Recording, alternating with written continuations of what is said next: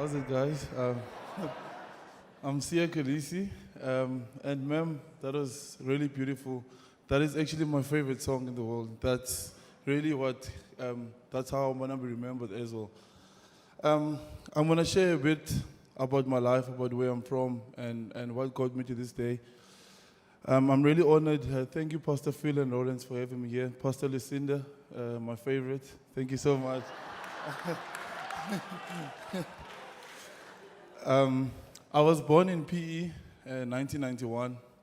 I think my mom was 15 then, and my dad was, I think, about 20. And obviously, my mom's family said she was way too young to raise me and look after me. So she dropped me off at the front gate of my dad's school while he was writing exams. So he had to leave his exam and pick me up, and then he took me home to my grandmother who raised me. I was raised by my grandmother. And we weren't a very privileged family, as a lot of my neighbors as well, or, in my community were struggling a lot. My dad was obviously young, and he left while I was still young to Cape Town, and my grandmother was working in the kitchen, and she had to stop after a while. So I was struggling to get meals during the day, and she used to go visit her friends. And if you go visit other people in the township, they make you coffee and give you a little bit of cookies and maybe the bread. And my grandmother would just take the bread, put it in a pocket, bring it home for me to eat. And yeah, that was my life every day. I loved going to school because we get bread at school. We used to get, at lunchtime, you get like a slice of bread with peanut butter in it and jam and powdered milk. You just put water into it. And that was probably most of the days, my only meal of the day. And but throughout all of that stuff at home, my grandmother, all she could give me was love and time. And I think that's all I needed at the time, and I really appreciated that more than anything else. It's something I wanted from my dad, but he wasn't there. And in the township, the people that you look up to, the heroes for you in the township where I was from, is drug dealers, people. My dad used to smoke weed as well. My uncle smoked weed. My neighbor smoked weed, and my other neighbor also smoked weed. My dad was an alcoholic, and my dad used to abuse my mom when I was young. I think I was 5 years old. I used to watch this.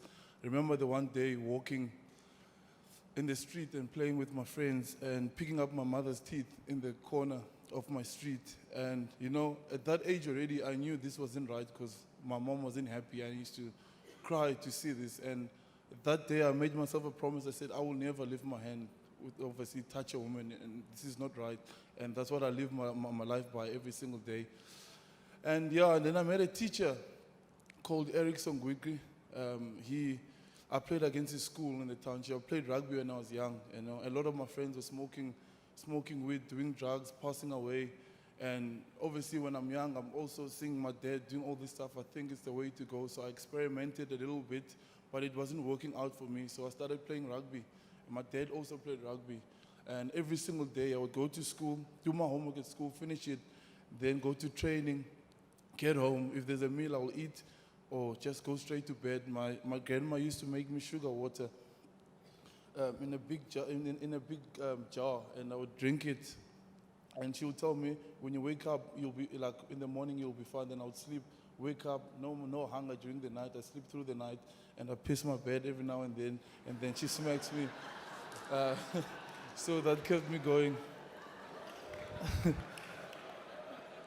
Yeah, and at that time, my bed was the cushions. So she would smack me really hard because no one could come visit the house because the cushions were wet. And then after a while, she passed on. Then my aunt had to look after me. She also passed on. My mom also passed on. And then I actually got a scholarship from this teacher called Eric Songwikli. He took me from another township school because the school fees were 50 Rand a year, and I couldn't afford that. And I had no socks. I had never worn socks before. I had no school shoes. I used to wear my aunt's shoes to school. And you can imagine what the other kids looking at me wearing women's shoes, making fun of me. But that didn't bug me because I had been through way worse in my life. Then I met this teacher called Eric. He took me to his school. within 6 months, I got a scholarship to go to Grey. I played my first EP trials, and I never could. I didn't have shorts, so I was playing in those silky boxes. So I think that's how the teacher from Grey actually spotted me. Uh, he's like, that one stands out. I want him. There were actually two other boys that were much better than me in rugby, so we went together to Grey. And you know, when I got to Grey, all I could dream about in the township is being a drug dealer or whatever. Then I got to Grey and I hear these kids. First thing I got there, I got a pair of socks. I was like so happy. I had like 5 socks, more than 5 socks. The other kids were like, oh, it's just socks, bro. I was like, you don't understand. And then I got a bed, my own bed. Like I could sleep on a bed, and like all these other kids are like, I'm like, dude, this is special for me, you know. And I sat on my bed and I said, you know what? I want to be a doctor. I want to be something. I want to be successful, you know. All that stuff that I went through helped me to get to this moment that I am today. And you know, God chose me in my family to be the one, to be the light in the family, you know. And you know, I told myself, no matter what, my grandmother didn't have much. She gave me love and time. And I had the confidence to say, you know what, I'm going to be whatever I need to be. I couldn't speak a word of English, you know, and I had to, one of my mates had to help me to speak English every day, do homework. I worked hard, I was happy. I make a mistake, I laugh at myself first. And I told myself that when I make it one day, you know, in the township, when you just want to get out, you want to make it for you and your family. And I thought to myself, when I make it, I want to make a difference in people's lives, you know. Now I have the platform, which is rugby, you know. And I don't want to just make good for me, but my family, my brother and sister. I adopted my brother and sister. I want to make sure all the other kids in the township see that no matter what your past did, what happened in your family, or how bad, how struggling your father or your mother is, you determine your own future. You got to keep working, and you know, and you know, anyone can make a difference. Anyone, it can be a teacher, whatever you do, it's all about making a difference, even in that one person next to you. It's not about the big crowd at the end of the day. That takes care of it after each other. I take care of you, you can take care of the next person, it just spreads out like that.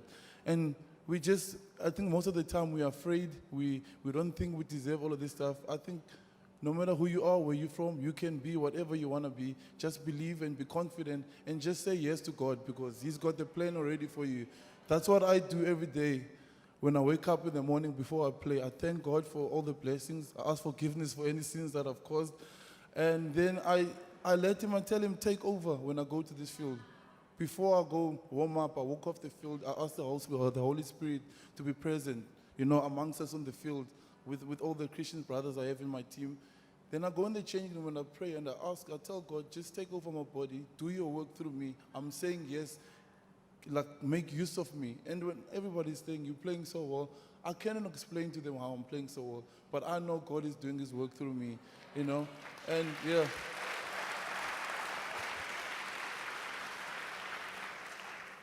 And that's my dream every day, to inspire people by the way I play, help as many people as I can. I donate to my school in the township, give them jerseys. I can't do everything, but with the little that I can, it makes a difference and put a smile in someone's face. So that's what I'll keep on doing. And I encourage every single one of you, no matter what you do, where you're from, you can make a change. No, it doesn't matter how small it is.